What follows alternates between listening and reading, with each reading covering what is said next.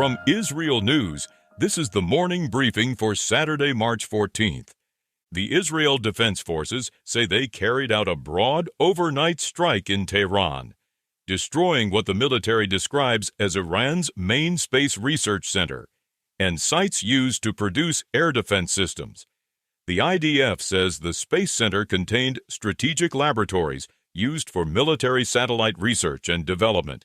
This comes as Israel continues to expand strikes on Iranian military and regime-linked infrastructure.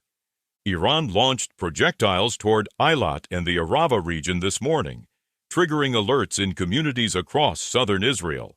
No injuries were immediately reported. This occurs as missile and drone threats continue across multiple fronts. Rocket and missile alerts also continued in the western Galilee. The development follows sustained cross-border fire during the current phase of the conflict. French President Emmanuel Macron has invited representatives from Israel and Lebanon to Paris for talks aimed at preventing further escalation with Hezbollah. According to Macron, the Lebanese government has expressed willingness to hold direct talks with Israel. This comes as diplomatic efforts continue alongside ongoing military exchanges.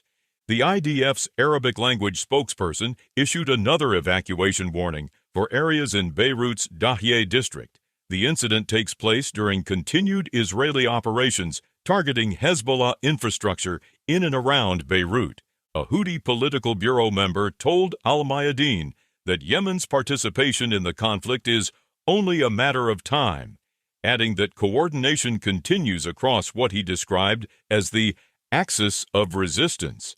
This occurs as regional actors weigh whether to widen their direct involvement.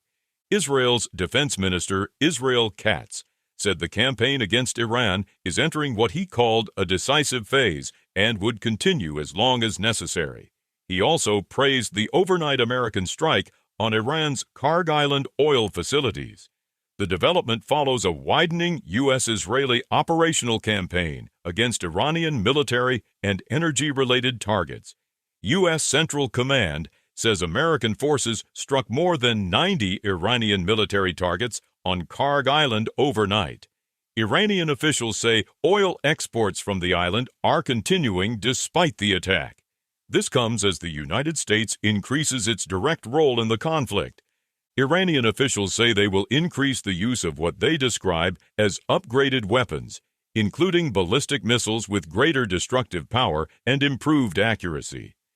Iranian authorities also said the Strait of Hormuz would not be reopened and that U.S. vessels would not be permitted to enter the Persian Gulf. This occurs amid ongoing threats to maritime traffic and regional energy infrastructure.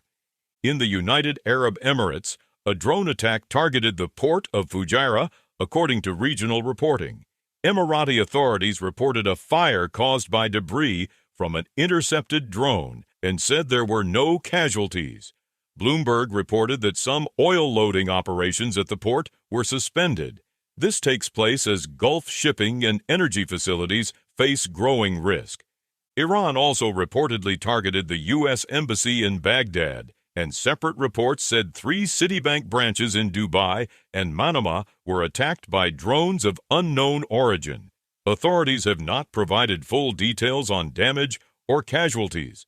This occurs as Iranian-linked retaliation appears to be extending beyond direct military sites. The BBC's Persian service carried witness accounts from Tehran describing severe overnight strikes. Residents reported intense explosions and shaking buildings. This comes as civilians in the Iranian capital continue to experience the effects of repeated attacks. The IDF says it has struck 110 Hezbollah command centers since the start of its operation. The development follows continued Israeli efforts to degrade Hezbollah's command structure while managing simultaneous threats from Iran.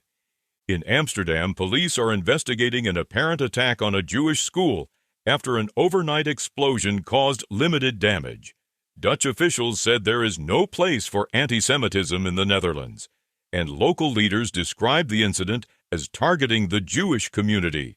This incident takes place amid a string of antisemitic attacks in Europe in recent days, including reported attacks in Rotterdam and Liège. Those are the latest headlines from IsReal News.